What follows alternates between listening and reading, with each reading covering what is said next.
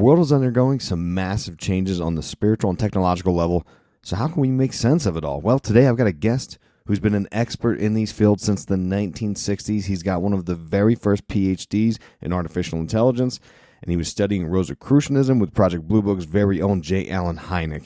Today, we're joined by Dr. Jacques Vallée.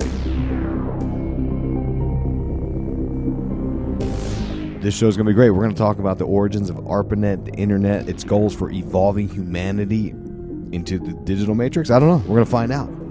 We'll talk about the occult processes and practices for manifesting UFOs, Jack Parsons' sex magic rituals, Rosicrucian interests, and Dr. Jacques Vallée's friendship with Dr. J. Allen Hynek, the power and symbolism of the desert, and the spiritual component of the phenomenon, Collins Elite, Satan, all kinds of stuff. In fact, this is such a special interview. I wore full-on sleeves with a button-up shirt. Oh, it's crazy. And if you're listening to this podcast, let me tell you something. The video version of my show has been high drama for many years. As you know, I've been torched off of everything, YouTube, Vimeo, everything, you name it. And my third YouTube channel got torched, and I'm sort of resuming uploading to my second one. It's a tragedy. It's a whole mess. But here's the short version. Right now, the way I have the system running, if you want the video version of the show, if you sign up at tier 2 on my Patreon or VIP section, you get it instantly when I release all the shows, okay? Ad-free, all that stuff. But if you want to watch the video version, I host it to my Rumble channel, which is at Occult Symbolism. You can find links for all my links all the time at allmylinks.com/IsaacW. But you can find the video version of my show at Rumble completely, all of them, because they don't censor, which is great. I'm also going to maintain my other YouTube channel and try to grow that one again. I don't even remember the name of it, to be honest, but it's on the allmylinks.com/IsaacW link tree. You can find that. And usually what I do is, for my supporters, I'll give it to them ad-free instantaneously, and then the free feed folks, they get it about a month late.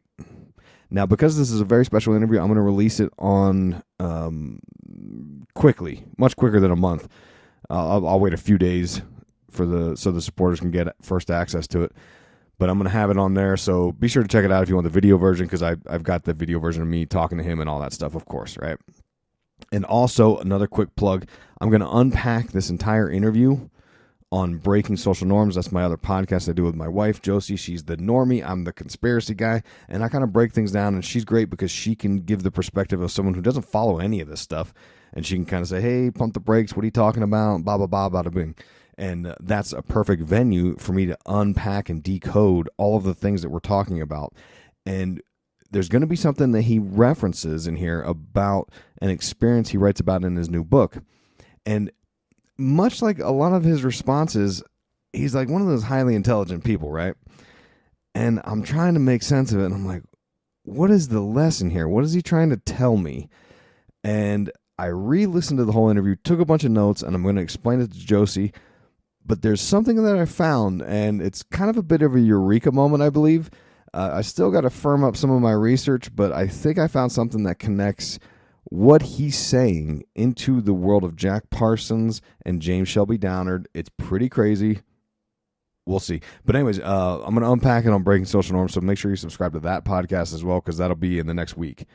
So there you go. All kinds of links I'll put in the show notes, as well as I'm going to reference my interview with Paula Harris. She wrote a book called Trinity with Dr. Jacques Vallée about the Trinity crash that happened in 1945 after the atomic bomb. That was actually the first UFO crash that started the big flap of the 40s. But I interviewed her a couple years ago. I'll put that link in the show notes, as well as Professor Dana Pasulka. I interviewed her 2 different times for each of her books, so you can check that out. And I'll put a link to Dr. Jacques Vallée's new book, Forbidden Science 6, in the show notes with all kinds of stuff. So you've got a lot of places you can go from here, okay? So take a listen to the interview, and I'll hit you on the outro. Today we're joined by a very special guest that has shaped the world we live in more than anyone that I've interviewed. There's 2 people in this world that I want to talk to because they understand how the world of the esoteric fits into spirituality and non-human entities, aka the phenomenon.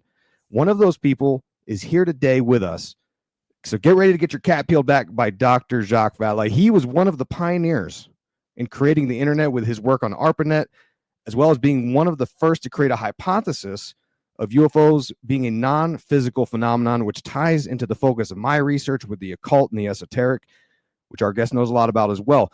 Dr. Jacques Vallée, he is a computer scientist, astronomer, venture capitalist, author of fiction and nonfiction, as well as a ufologist. In fact, he's the godfather of all ufologists, and he's here today to shed light on what's going on with the UFO phenomenon. And my plan is to create a mapping of questions that parallels Dr. Vallée's perspective when it comes to technology fusing itself into our human evolution and how it may fit into a spirituality. If there's one man who understands how all the pieces fit together, it's today's very special guest. So without further ado, welcome to the Occult, Symbolism, and Pop Culture Podcast, Dr. Jacques Vallée. Well, thank you very much for inviting me, and I look forward to your questions. Yeah, this is, I got your latest book, Forbidden Science 6, Scattered Castles, the Journals of Jacques Vallée, 2010 to 2019. And it's a fascinating read. I read this thing and took notes on it in 2 days, read it cover to cover. And it was fascinating because I've been following the phenomenon and all of the sort of, revelations, misinformation, disinformation, whatever you want to call it, all of the elements coming to light about the phenomenon over the years. And it's interesting to watch how you were working it behind the scenes with all the real players involved over those years. And, and thank you for sharing your personal diary. There was some real personal experiences in there, like the loss of your wife and recurring dreams about her and your love of San Francisco, friends that have come and gone. It's not all entirely just UFO talk, right? But that's primarily what I want to talk to you about because it's such an important question. And you're a guy who's been on the case for so many years.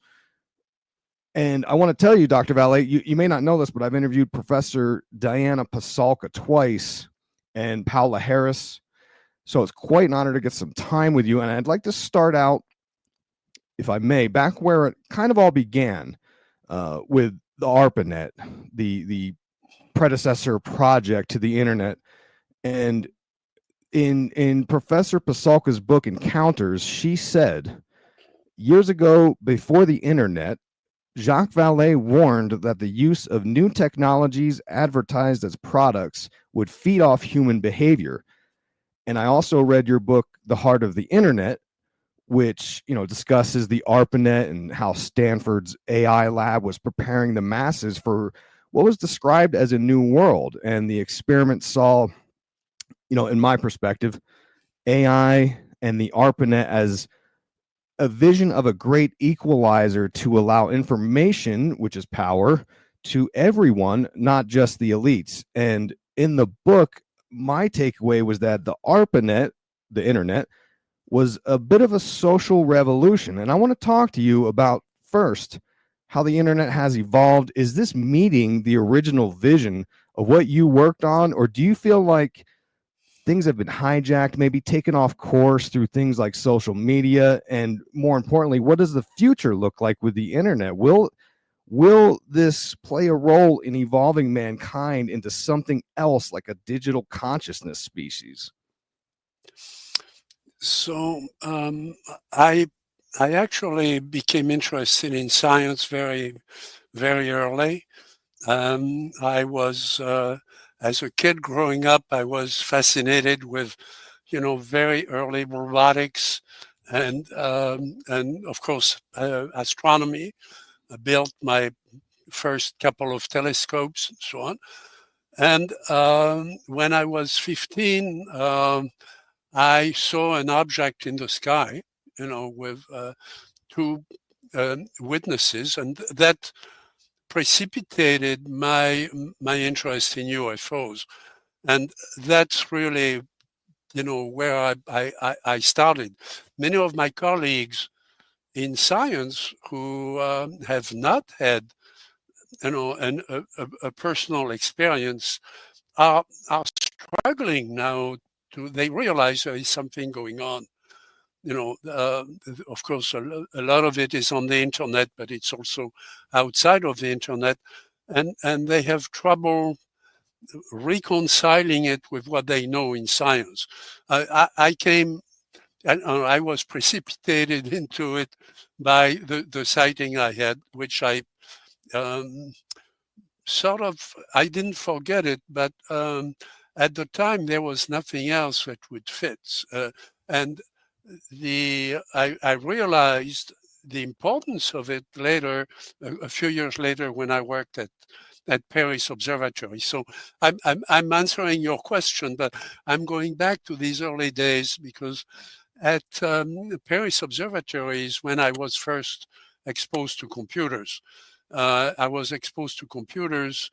I had been interested in computers and took some of the earliest computing courses in France. We're talking about the early 60s, 1962, 63. By that time I was at Paris Observatory, we were tracking artificial satellites, the first satellites like Echo and those other constellations. And we, of course, were computing the orbits as we were observing by night and computing the orbits by day. And that's the time when I realized that not only did I have that experience with other witnesses of seeing a UFO, but quite a few astronomers had, but they were not talking about it, and quite a few scientists. And I started extending relationships that became very important later on, including a relationship with people in astrophysics in France who knew Dr. Hynek. So I started establishing a link with Dr. Hynek and became convinced that if I wanted to do serious work with computer science, I really had to come to the US. And I was offered a position at the University of Texas that had, the latest computers. And but I was technically an astronomer. At that point, that's when I really became interested in extending. The more every time we tried to do something in research at that point, it worked. How often does that happen? In research, everything worked. I mean, we started extending a network to get reports on. I built a catalog of European cases and South American cases, and I confronted that with the files of the Air Force when I met with Dr. Hynek, who had a complete record of the Air Force files. You talking about the Project Blue Book? Not classified, by the way. I mean, contrary to what everybody thinks and still says, they were not classified. And I had access to them, even though at that point I was not even an American citizen. And I rebuilt the catalog of the Air Force files under a small Air Force contract that Dr. Hynek got through the university. And then we started looking for patterns. And that's when things really blossomed, because once you excluded all the errors, and people are still saying today, most of those cases can be explained. That's true. That's always been true. We've always known that. This is not news, guys. This is not news. We knew back then that 80% of it was all, honest people who had observed something they had never seen before, a satellite, a meteor, a bolide, and reported it as something unusual. And that still happens today. And 80% of that is explained.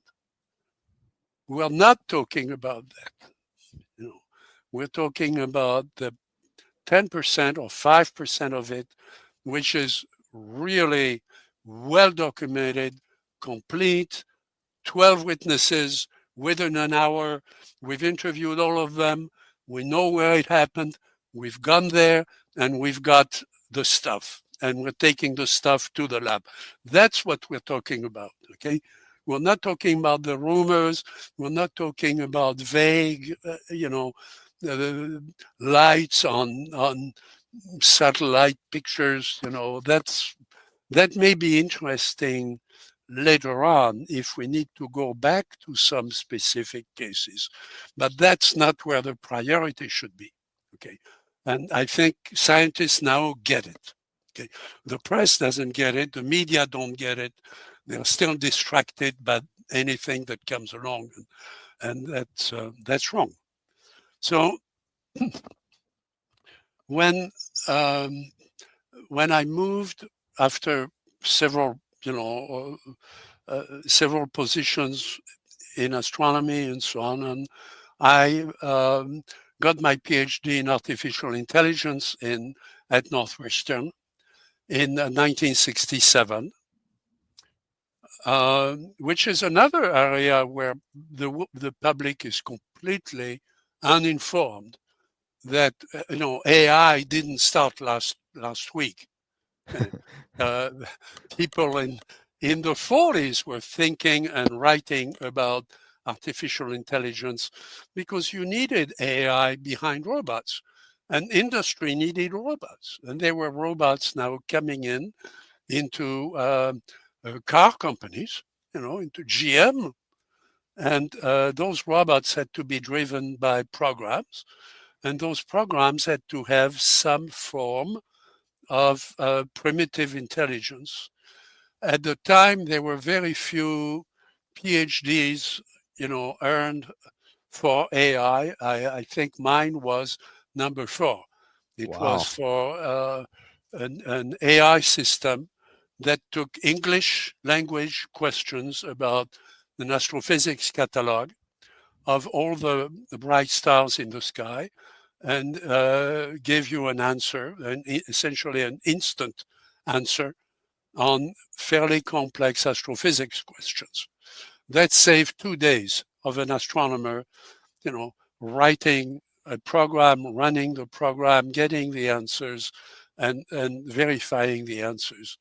The program could answer an English question instantly with the numerical data that you needed. It would not engage you in conversation like ChatGPT and that kind of program. Okay. Would you say that ChatGPT is just the further evolved form of what you had been studying and working on back then, right? So between what I did and ChatGPT, there were 2 generations. There were 2 revolutions of AI, if you want. Okay, but the first, mine was one of the first systems demonstrating you could use English language. You didn't have to write a program to get a quantifiable answer in science. Okay. There was only one program that was at Stanford University, program called Dendrol, that deciphered complex situations for molecules, and mine was for astrophysics. So that's where that particular generation, started. After that, in the 70s and 80s and 90s, artificial intelligence got into industry, and that's why people didn't notice it, because it's in their car. The car changes the mix of the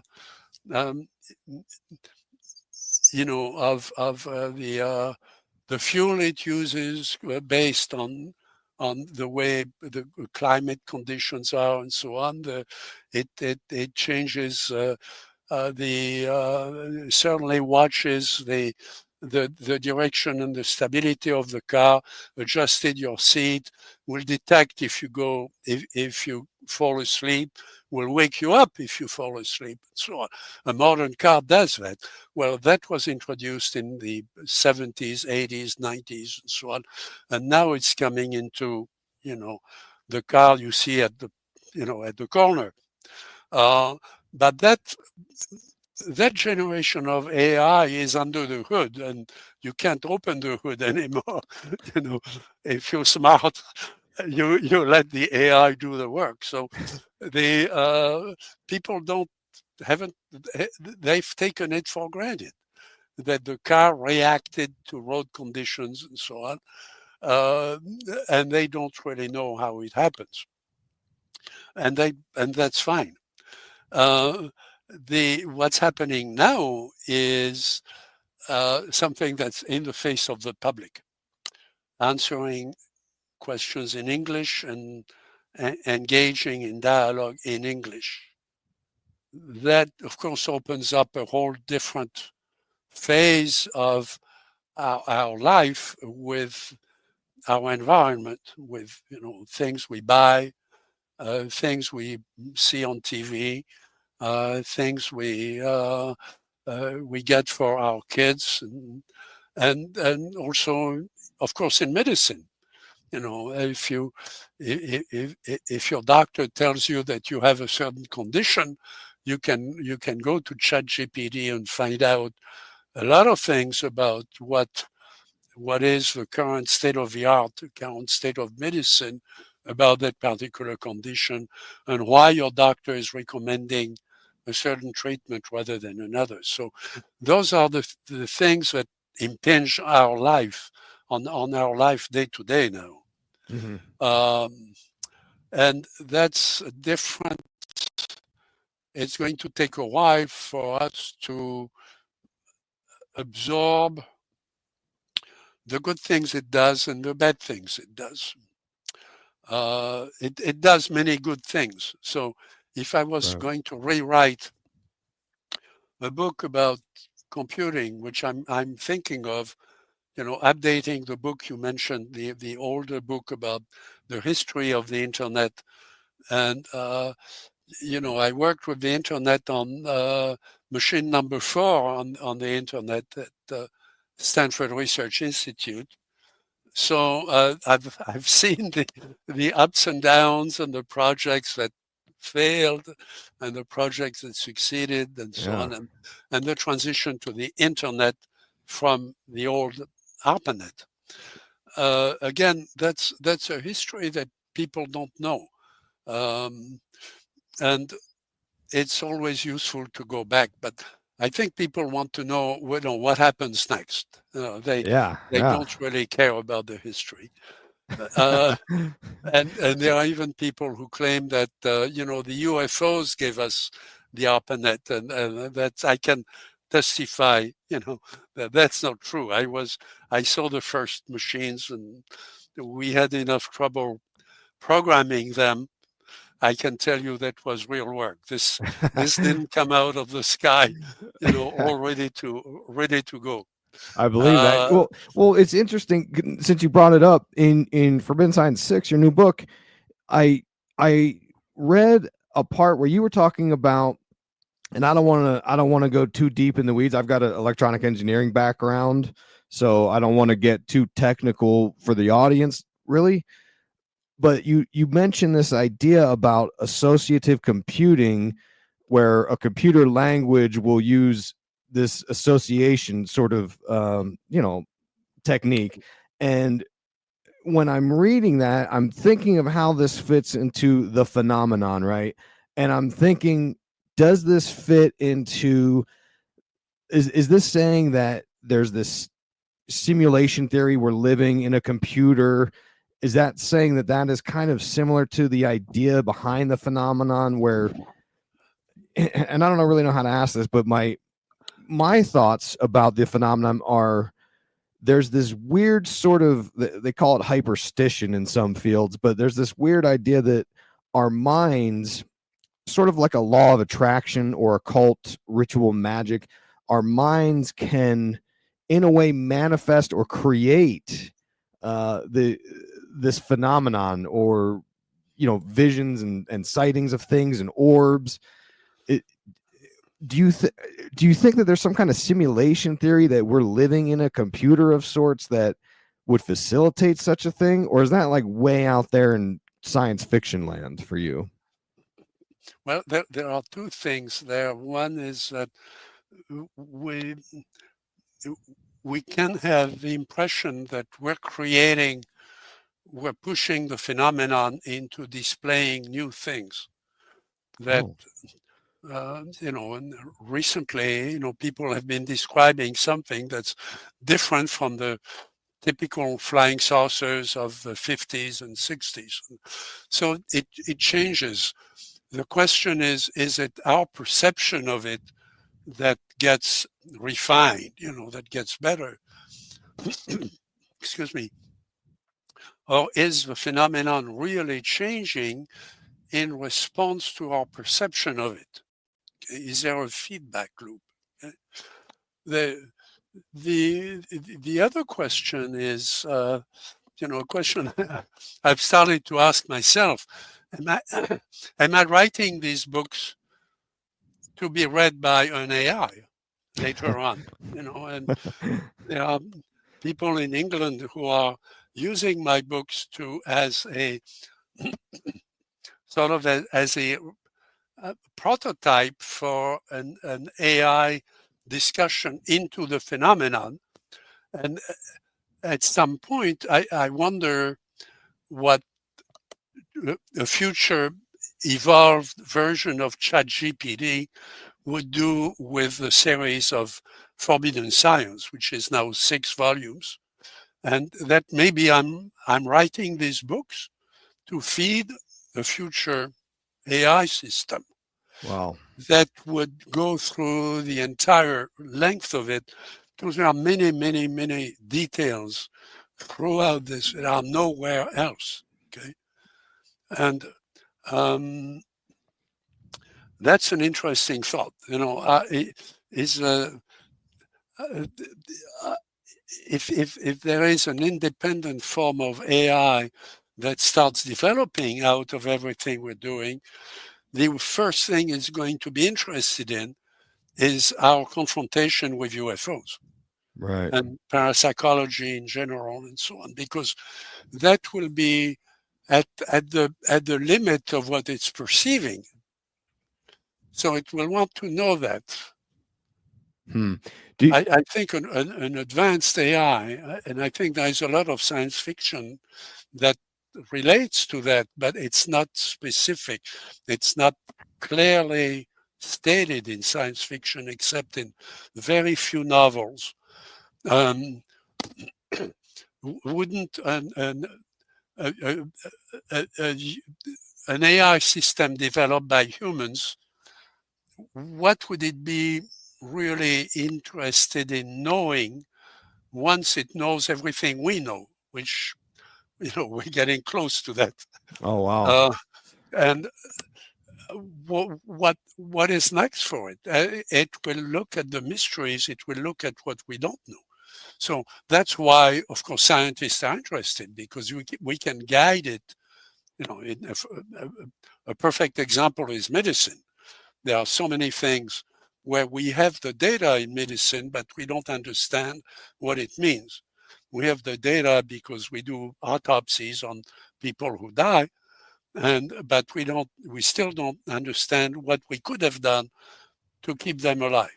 Okay, an AI system is the ideal companion to a doctor doing research, and as you may know, I've actually invested in companies that worked in that area. But and of course, Dr. Nolan, we're working closely together, and Dr. Nolan is a pioneer in this. But beyond that, what would a very evolved AI do with the UFO story, if you will, and UFO catalogs? Well, it would ask questions that would be very different from what scientists are asking now. It would ask, hey, tell me again, when did that start? Tell me why you think that it has anything to do with outer space. I mean, that seems obvious to us because the most exciting thing in science today is space exploration. We see these big rockets going up. Well, big rockets were invented by the Chinese 4,000 years before Christ. Okay, so this is not new science. The new science is in the computer that controls the rocket so that it keeps going instead of crashing. Okay, that's where the science is in the stability of the thing and how big you can make it.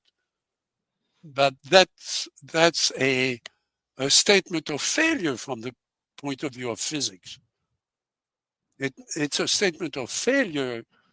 It's beautiful to see a rocket go up in the sky, but it means that we have to use all this propellant, essentially a big fuse, to get out of the atmosphere, which is not very good. It's not very good science.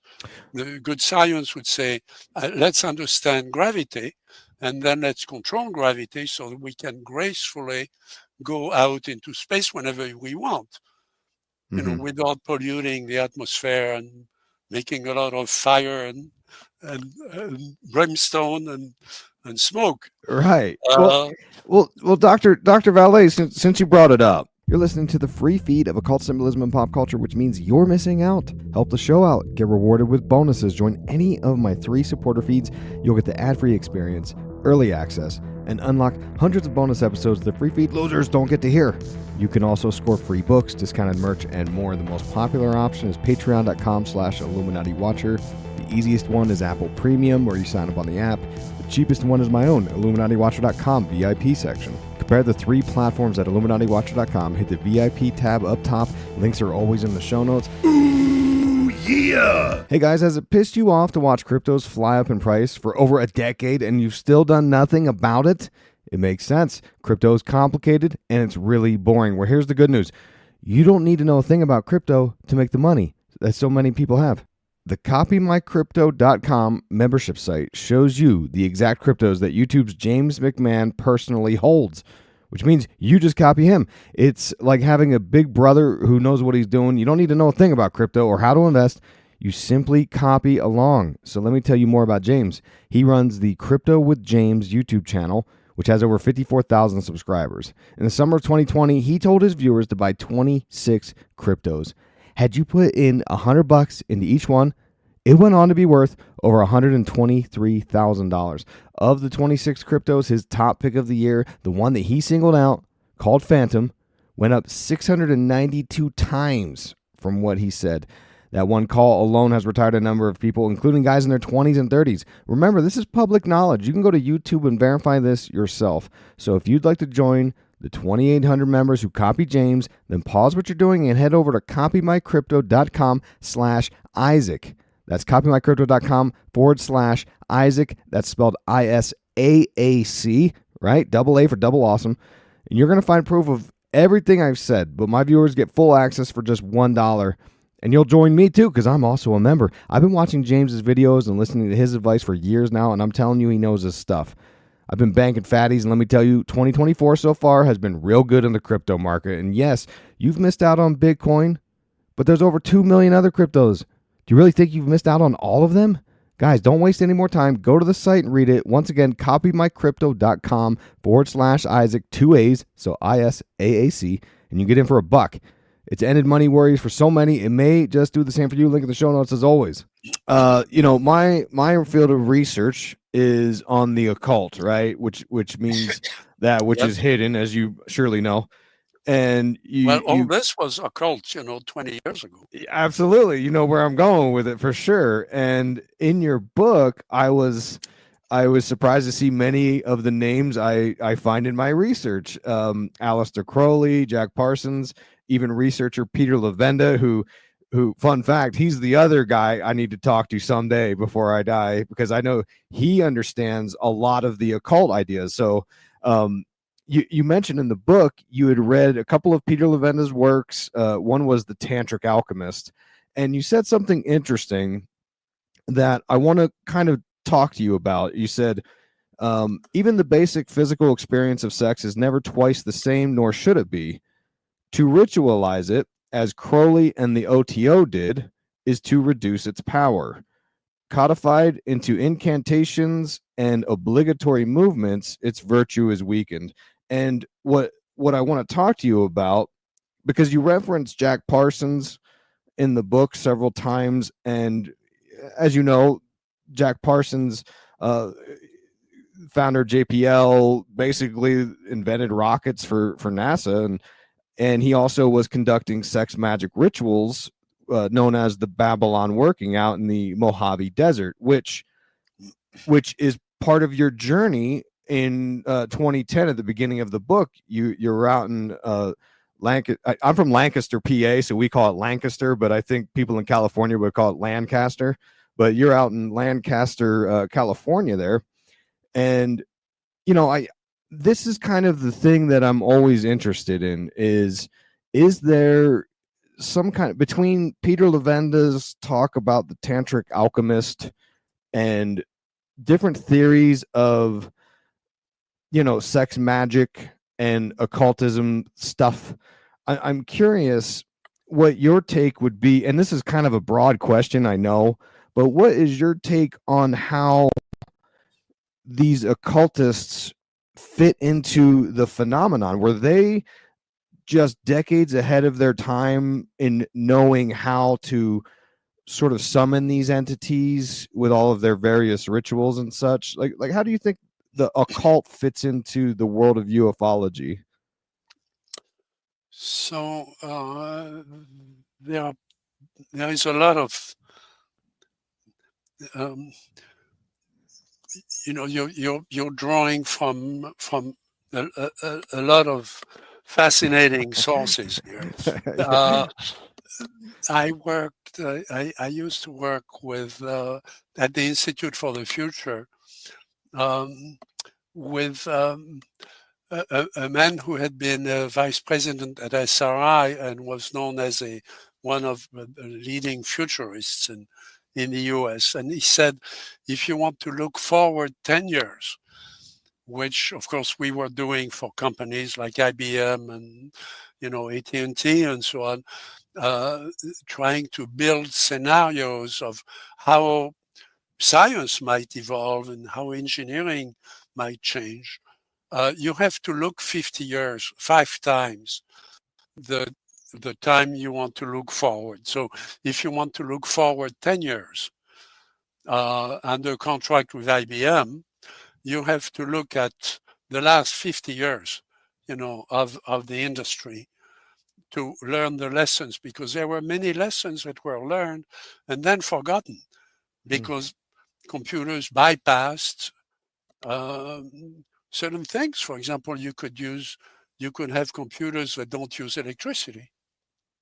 The Navy has looked at this. Of course, in the Army has looked at this, because there are some environments where you need to do computations, but you're close to explosives. And if you use electricity, there could be, there could be a spark, and if there is a spark, then the experiment is over.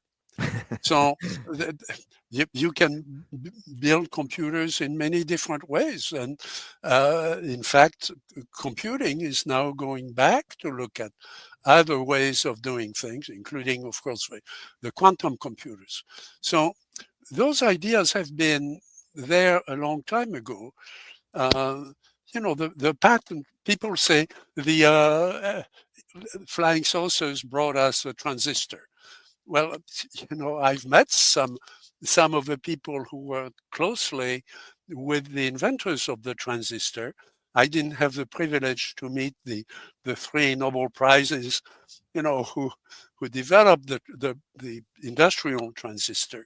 But when you look at the history, it was pretty clear that they invented it, but they were actually reinventing it, because a transistor is a German patent from the 30s, 1930s. Oh. Okay. Oh, But okay. what could you do with it? I mean, electronics wasn't invented then. Okay. And electronics was just in gestation. And so the the lamps and the other ways of dealing with electric currents came in the in the 30s and 40s and so on, and they worked fine. You didn't need transistors, at that point. Nobody thought about it, but the principle had been discovered before. It didn't come out of a flying saucer. Period. Okay, Right. people should know that. That's the science works like the occult. There are things that are known that we called occult simply because they are in some obscure book from a long time ago that we should read again from time to time. Certainly astronomers do that because we discover things now. We see something bright in the sky one night that wasn't there before. Well, you may have to go back to Kepler, Hmm. to know it may be one of those variable stars that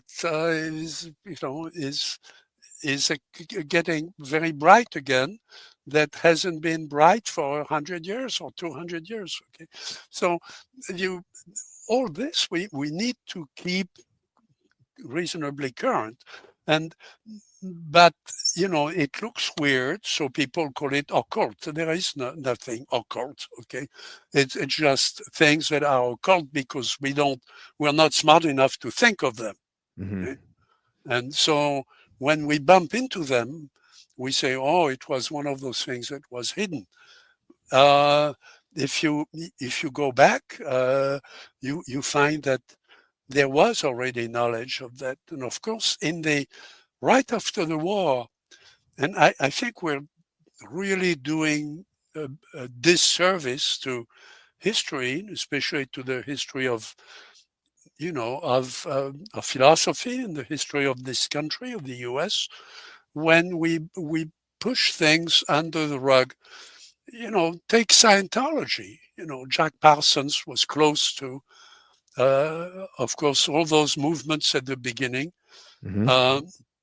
In the 40s, right after the war, there was an explosion of um, intellectual power and intellectual research everywhere, but especially around Los Angeles, with aircraft, with rockets. When people saw what the Germans had done, with the V1 and the V2, which we had captured, and we also had the scientists. So there was a lot was discovered about where were the real frontiers of physics, Mm-hmm. and chemistry, and what were the questions we should ask. Of course, that's where computers came on, out of intelligence research in Great Britain. Out of the deciphering engines that the English scientists had built. I mean, talk about secrets. Yeah. Yeah. That in part is what won World War II, uh, along with other things. But if you're going to launch an invasion, you better make sure a few things are secret. And what was known about the reaction to the invasion came through the first thing that would qualify today as a logical machine, as a computer. And so there is a transition there. Scientology at the beginning, people are accusing Scientology of a lot of things, and it's over the years. As soon as it was successful because it was looking into real scientific problems and into real human capabilities. Mm-hmm. And it went off the rails at some point because it accumulated power, and power will always kill science. And that's what happened to Scientology, in my view. But the ideas at the beginning were not bad ideas. They were ideas that were reframed in other forms. Mm-hmm. The ideas of alchemy, the idea of the golem, the idea of the automaton that can behave and can, the idea of Frankenstein. I mean, those were seminal concepts that from which we can use. I mean, we're not going to build Frankenstein, but Right. but I mean, I've in my career as an investor, I've invested in quite a few things that we're doing that with grafting organs, including some pretty vital organs in the body that were extraordinary science. And if in the 50s, if you had told anybody that you could do that, they would have said you're just you read too many occult stories. And Right. yes, well, we can do that. And and we can do it with robots, and we can do it with AI. One of the companies I'm most proud of having funded at the very beginning and funded all the way along is a company that does essentially operations within the body, including the brain, inoperable tumors taken out by radiation, but not by ionizing radiation, but with hard X-rays that are not ionizing, and uh, that within the brain and within the lungs and within other organs in the body. This is done commonly now. We funded the company 25 years ago. Right? It was just there were only 3 copies of the machine in the leading hospitals in the world, Mm-hmm. and that took a long time. But the company succeeded, and now there are those machines are everywhere, and they are essentially driven by AI, so that the patient, for example, can move a little bit, and the robot will adjust the rays according to the patient. So the patient doesn't need to be hospitalized. The patient doesn't need to have a steel helmet screwed into his skull for the precision of the beams, because the beams are driven by AI, which adapts to small movements of the head. How do you do that? I don't know. How do you do that? Okay, so this is, again, science of 20 years, 25 years ago. Uh-huh. And somebody had to make the decision to finance that company with real money when it had never been done before. Okay, that's what that's what Silicon Valley is all about. That's what venture capital is all about. That's what venture capital should do, and And I guess that's AI. and, That's the most noble form of AI. yeah, And and I guess it that's like part deals of with the life and death. Okay, um, I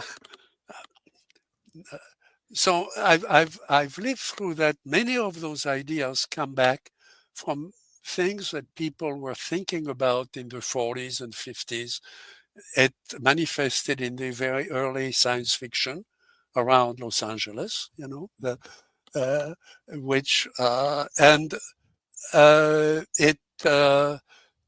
it also came out of places like the groups where Jack Parsons was, groups that some of the people who were interested in Scientology, went on to careers in science. I mean, I was when I was still, a young student. I was interested in the Rosicrucians, and I still value. I'm not a member of anything, but one of the topics of discussion I had with Dr. Hynek was about the Rosicrucians because he had studied, and I have all his Rosicrucian books. Mm-hmm. He was a Rosicrucian by philosophy.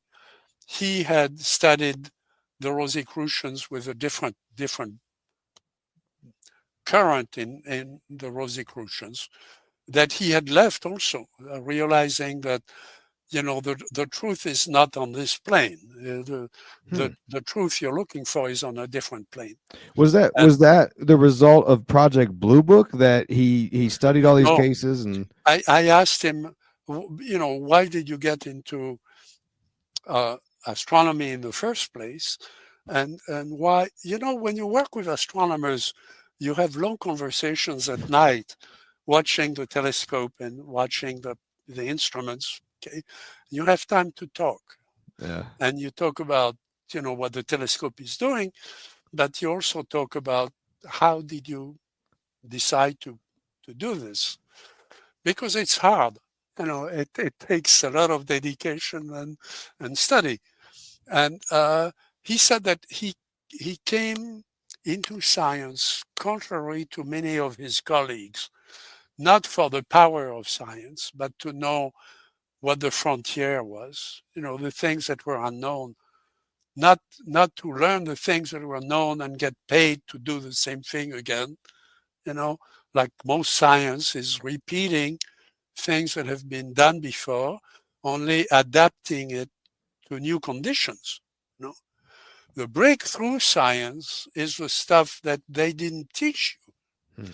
the stuff you never studied at the university. And it comes out and hits you as a scientist. So you have to look at what you know, what you've learned, what's your equipment intellectually, and what tools you have, and then you have to invent new tools. And that's why I'm captivated by what Dr. Nolan is doing, because he's been creating one breakthrough instrumentation method after another, and those have gone into laboratories and into hospitals through the machines that he's helped develop. And that's a true science. That's where you want to be. And Dr. Hynek said, I've always been interested in astronomy because of the things we did not know about astronomy. Hmm. And of course, at the time when he did that, it was, variable stars, multiple stars, multiple star systems, the gravity, frontiers, and all of that.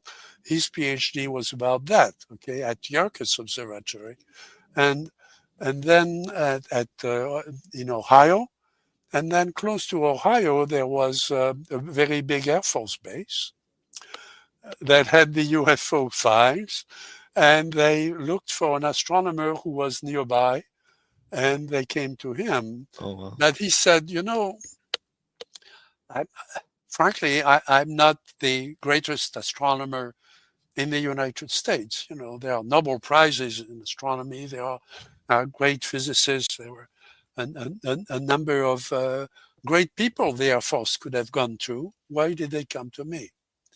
And he wondered if the Air Force knew about his occult stories, his occult interests Mm-hmm. in through the Rosicrucians, his interest in alchemy, his interest in, of course, in the stars, and that he suspected that may have been part of why he was hired to work on Project Sign, not Oh, Project okay. Blue Book. Okay. Okay, I have his book of Project Sign with his marginal notes, you know, Wow. and that book is pretty unique because all the Project Sign documents have been destroyed.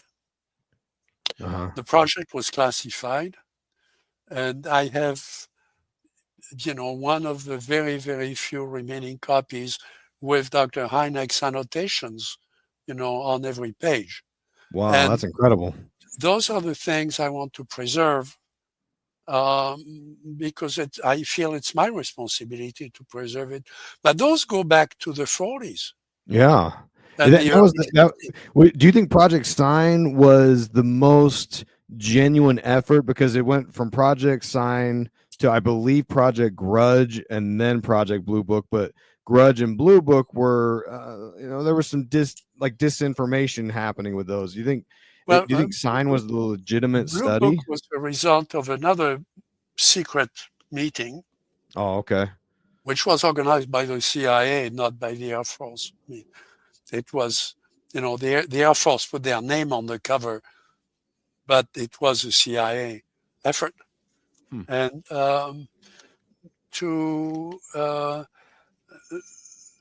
because the CIA was taking UFOs seriously already at the time, 1954, Patel Memorial Institute had done a seminal study, the first one using computing and statistics, and mainly based on sorting machines, which was Report 14, which initially was classified and was declassified later. And they wanted to split the research into two directions.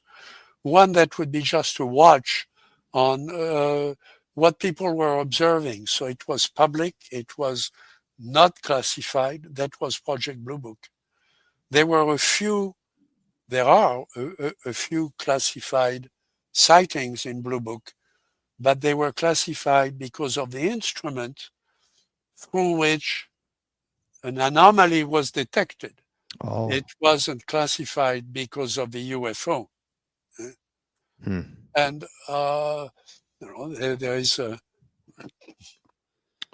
there is one case of in the files of somebody observing a light over Alaska at dusk.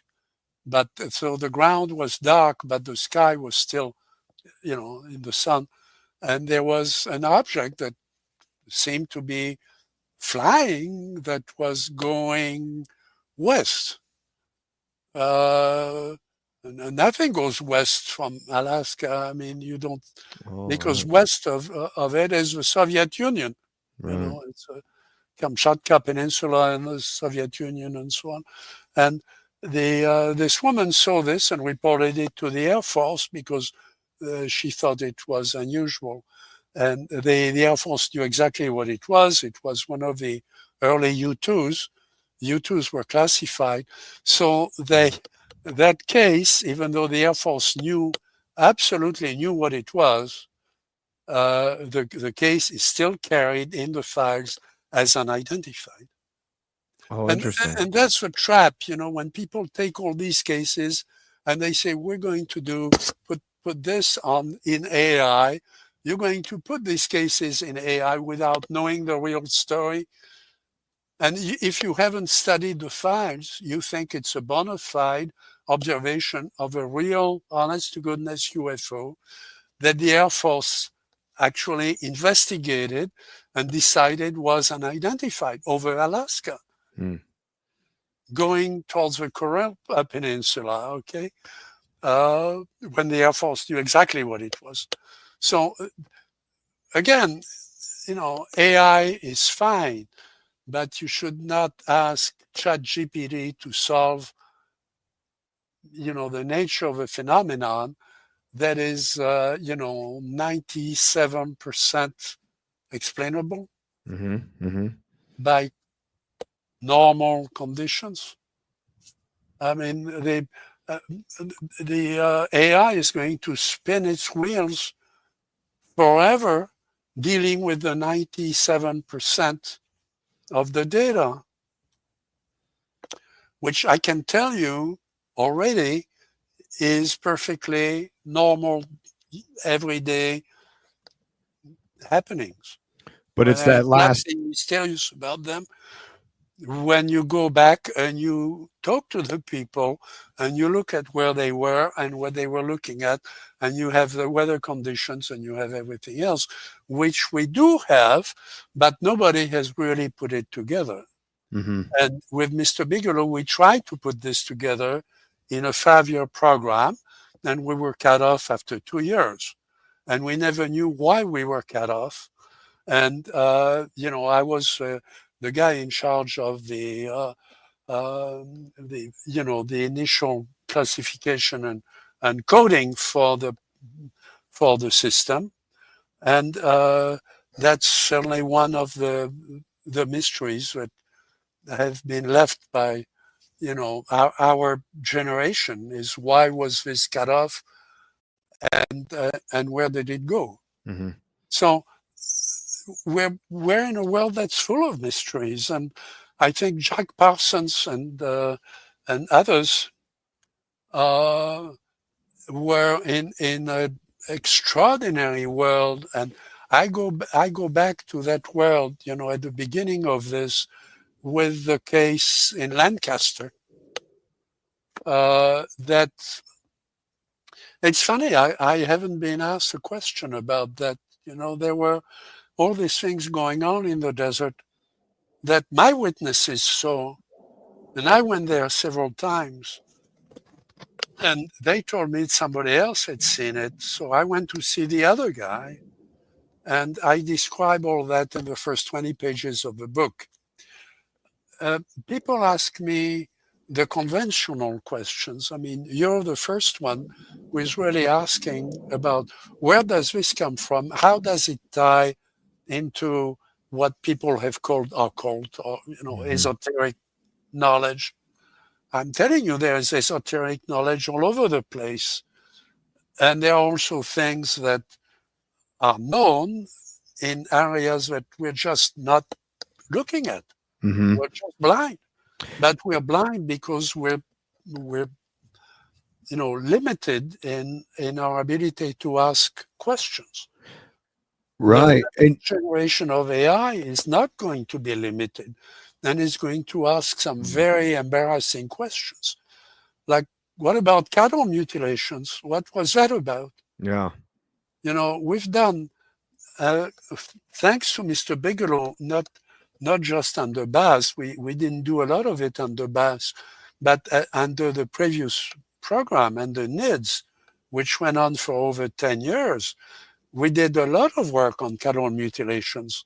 And I had looked at cases before that are in some of the early movies, some of the early reports that were are still, you can still get them on the internet, about cases of cattle mutilations where I got the word out to veterinarians. This was before Mr. Bigelow got engaged in that. He was already doing his own research, but my research was independent at the time. And I was working with a few doctors who were very intrigued with that, because the cattle mutilations don't make any sense medically. And they don't make any sense in terms of, veterinary medicine, in terms of working with the animals, either in the range or on cattle ranches.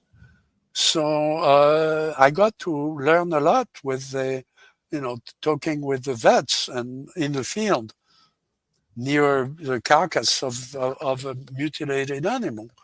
And the doctors I was working with told me what organs to select. So for the in several cases, I had the word soon enough that I could get the word to the vet, or I could actually go there and telling the vet what organs to select, and put them under ice and give them to me, or send it to a particular lab. And we did that. This was before Mr. Bigelow got engaged, before NIDS even. Oh, And wow. what we got, we never figured out the results. We never figured out, well, we figured out the results because money was spent doing the analysis, but we never understood why somebody would want to do that. Mm-hmm. And it's not, again, then you go back to the occult, people sacrificing animals. Well, those were not sacrifices. Some of the work was extraordinarily precise work. It wasn't a bunch of kids, cutting off an ear from, or killing an animal. It wasn't sacrifices like, killing a goat for invoking some demon or something like this. If you want to go back to, Aleister Crowley and Jack Parsons and so on, this was precision surgery. And I spoke to a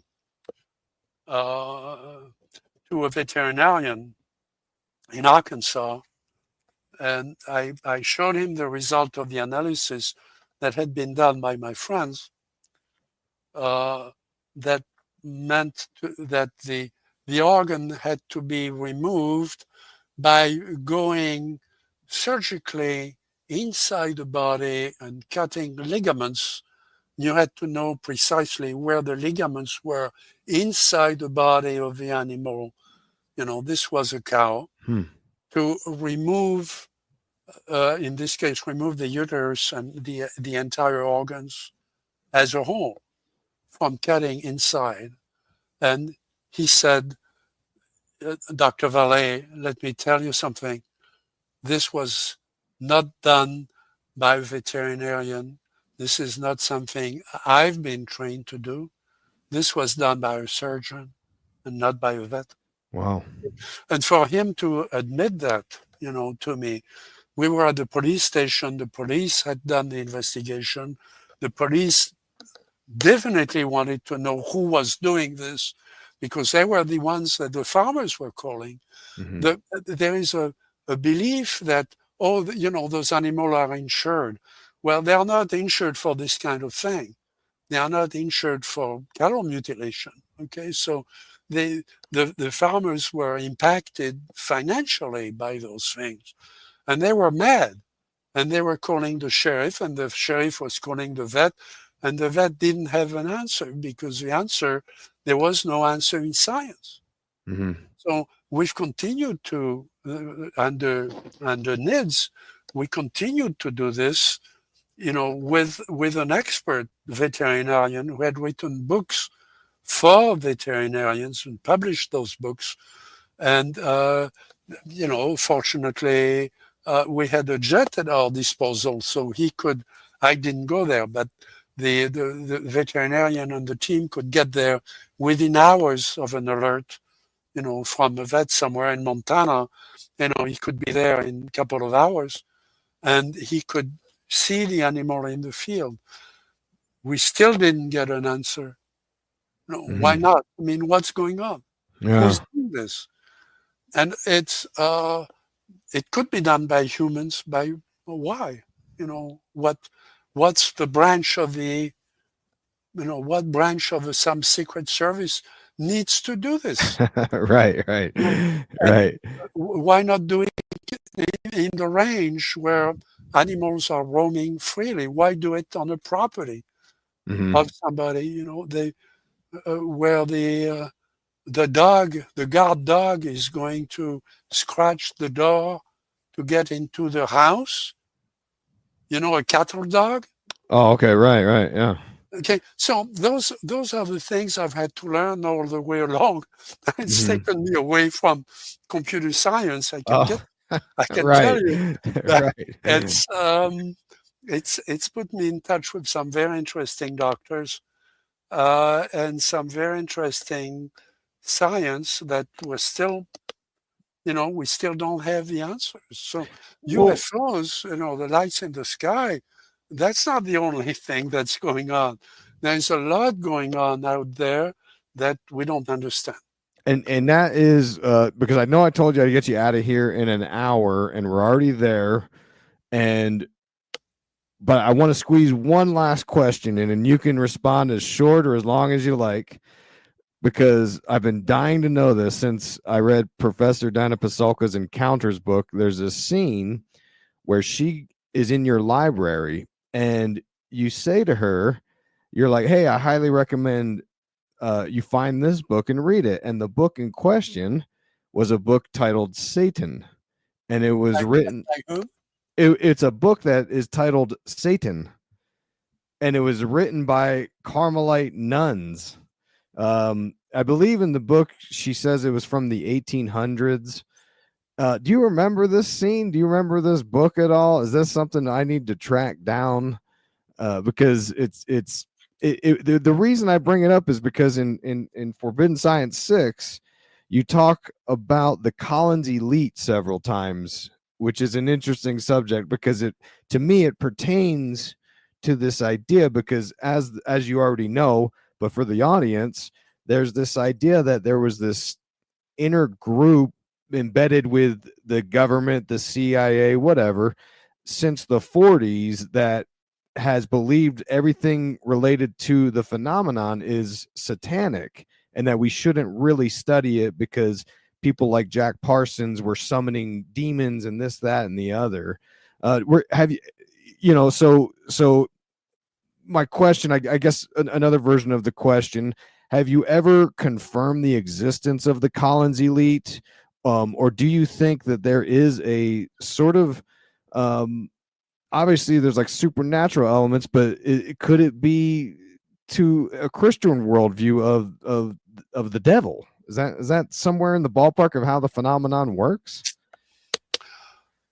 Well, we've discussed this many times. Of course, it's a topic that keeps coming up.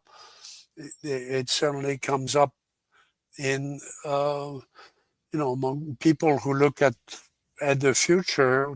To what extent can you? There are things we can extrapolate into, even with technology, things you can extrapolate into the next few years. But I don't think you would find anybody in Silicon Valley who would put his name to a prediction about what computers will look like in 10 years. Oh, Okay. 5 years, yeah, quantum things. But even there, there are discoveries or there are patents that all of a sudden are published that nobody had seen coming, in that field. So it gets reframed. But at least we can read the patent and we understand that. If you gave me a patent from 10 years from now, I probably would not have the vocabulary to understand what it's talking about. That's certainly true in medicine. I try to read some of the papers by Gary, by Gary Nolan, and the words are not in any dictionary that I know. Okay, right. and so he'll explain it to me in the lab, that um, the frontier of the knowledge is moving very fast, and the if you talk to people like Gary, they'll tell you that yes, a genome is a wonderful thing, and there are a lot of things we don't understand about the genome, but that's not the biggest mystery. Okay? The biggest mystery that everybody is puzzled with is going to be in the proteomics and in the something that will be even more complex to decipher than the genome, that you almost want to fall on your knees and admire before you touch it, because it's just so complex. Wow. And things that affect the human body directly but there is no gene that controls it. It's genes together forming sort of a logical machine to have an effect that will create the condition. Okay, and that's as if the genome was sort of a base for reprogramming nature in certain ways at a different level. And here I should stop because I'm way out of what I know. But this is where the frontier is moving, in looking at the very complex logical structures. And I've encountered that in some of the companies that, and when you go into the company, you go into the lab as a potential investor, and they need the money. And because they need the money, they are going to tell me the truth about what they are doing. And the truth about what they are doing is that they are working on things that where the knowledge hasn't been published yet. I mean, that there is knowledge already in the lab and in the labs of, their buddies in some other company. And they talk about it company to company, but they don't understand what it means. And if they understand what it means, it's going to be a revolution someday. And you have to believe that it's going to be a revolution before you write the check. Mm. Okay, so the question is, tell me again, what it's going to do and what we're going to have to do to get that knowledge. And that's what has fascinated me. I'm obviously at the end of my career in venture capital. But the reason I can ask those questions is that I've asked those questions systematically about UFOs and about other things. And the people I talk to know that. And I think that's why we can get into those kinds of discussions. Mm-hmm. And the intelligence community, as wonderful as its methods are, the secret methods and everything else that they talk about, it doesn't go far enough. Mm. You have to look before they can classify something. It's in a lab somewhere, and that's where the cutting edge really is.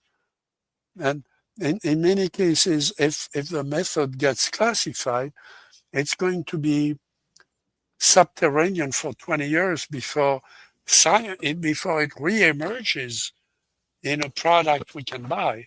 Okay? Because it's been classified all the way along. So when you talk about gravity research, when you talk about all those things, it's in the dark area. And that doesn't mean that we can't go there. And it doesn't mean that that book you mentioned in the 1800s could be talking about an experiment that somebody did, in Czechoslovakia, in Prague, or in some place in Europe or in China, where somebody happened to observe something and that we've forgotten. Or somebody was thinking about the stars or was thinking about the body in a way that was unconventional. So we've brushed it aside, but maybe he had an insight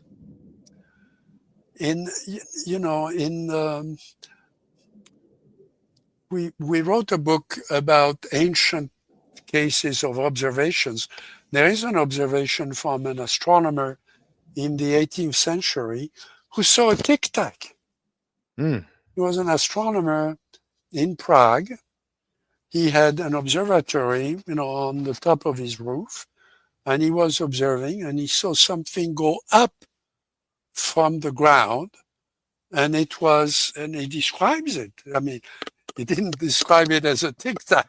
He described it as an oval, sort of cylindrical thing. It was white. It was luminous. Of course, in those days, there was no electricity. So the sky over a big city was black, at night. So Okay. he could see the stars, he could see everything, he could clearly see this, and he drew it.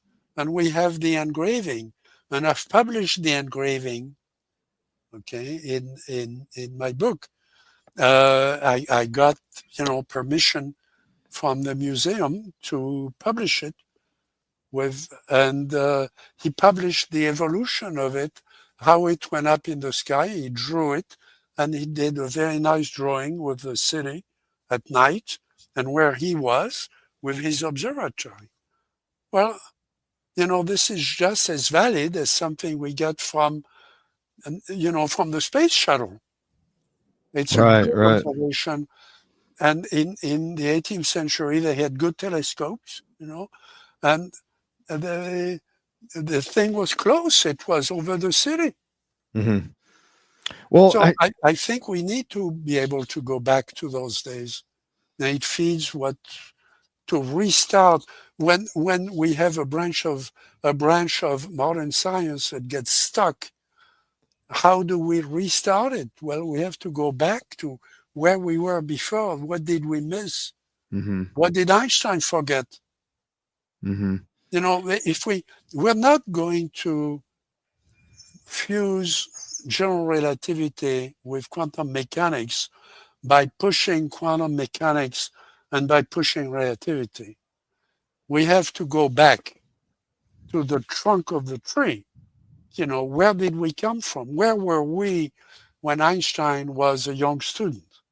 What did he miss? Mm-hmm. Because he must have missed something at that point.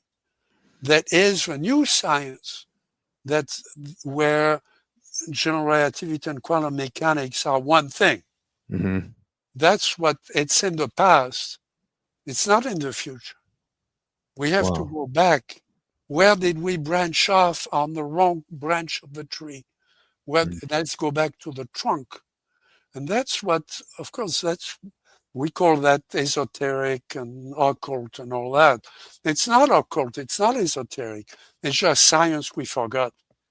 Right on. Yeah, that's a beautiful conclusion to come full circle to the beginning of the conversation. I'm looking at the time. I told you I'd get you out of here, so I'm going to let you get back to your day. Thank you so much for your lifetime of work in this area. Thank you for writing this book. Everyone needs to get it. We can do it again. I would be super honored. You got so much. I've got just countless questions beyond these. So, but thank you for your time. I appreciate it so much. My pleasure. Now that was a lot. That was a lot being said there. And like I mentioned, I'm going to unpack it on Breaking Social Norms with my beautiful normie wife, Josie. So be sure to subscribe over there. And I really want to get Dr. Jacques Vallée back on because there's several questions I still have. Particularly, I wanted to dive deeper into, in Forbidden Science 6, he references Peter Leventis several times. And I wanted to get there. We just didn't have enough time. So again, your calls to action. You can check out the links in the show notes for more with my interview with Paola Harris, Professor Diana Pasalka, number 1 and number 2. I did 2 interviews with her, and the link where you can pick up Dr. Jacques Vallée's book, Forbidden Science 6. And if you're on the supporter feeds, I don't really have a way of dropping those links. You just have to sort of scroll back to when I did those interviews. Anyway, but yeah, the book is great. The Forbidden Science 6 is great. I banged it out 2 days. That's including taking notes. I've got so many more questions for Dr. Jacques Vallée about it. I'm going to unpack and discuss some of those questions I didn't get to ask on Breaking Social Norms. Link in the show notes for that as well. Go subscribe there. Okay. All right. Whew. It was a lot today. So thanks for listening. I've got some stuff I'm working on in the lab here. I'm working on that heretic film analysis. That one's proving to be a massive analysis. I'm hoping to get that out sooner than later. And I've got a couple other sticks in the fire. Also, quick plug for my Substack. I released what do you call it? An article on Lady Gaga's Coachella performance. If you haven't checked that out, I'm on Substack as Illuminati Watcher. But again, find links to all my stuff at allmylinks.com/IsaacW. Okay. All right. Thanks for listening. Stay positive. I'm your host, Isaac Weishaupt, and while we're taking a little break from the show, I want to take you down grifter alley. The amount of censorship that I've battled over the years is unbelievable. I started blogging and writing books in 2011, and I started podcasting and creating video content in 2014. My channels constantly get shut down. I've had Amazon reject books that I've written, and the saga just keeps going. Instead of folding up the whole project, I've had to rebuild and rebrand multiple times for reasons I have yet to understand. You can check out the full story at IlluminatiWatcher.com. Hit the Start Here tab on the menu. So that leads me to you. I need you to support the show because the power controllers apparently have a problem with us. The best way to do that is by becoming a member on one of my supporter feeds where you'll get ad-free versions of the show, early access, and hundreds of monthly bonus episodes that the free feed losers will never get to hear. The platform I recommend is patreon.com/IlluminatiWatcher because you'll get all those goods, and I will send you my 2 most popular books for free, The Dark Path and Kubrick's Code, all for less than a cup of coffee a month. Coffee in the big time. Another reason I like Patreon is the community comment sections because there are over 1,000 members and sometimes the comment sections get real lively. App compatibility with Spotify and Apple and much more. It makes it a no-brainer. I can also provide an option to watch videos ad-free at a tier 2, annual discounts, and a whole lot more. Check it all out at patreon.com/IlluminatiWatcher.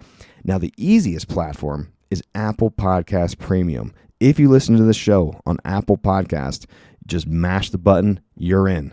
You unlock all the bonus episodes, the early access, the ad-free experience, all that. The cheaper alternative to Patreon is one that I created. You get the same perks that you get at Patreon, the free books and all that.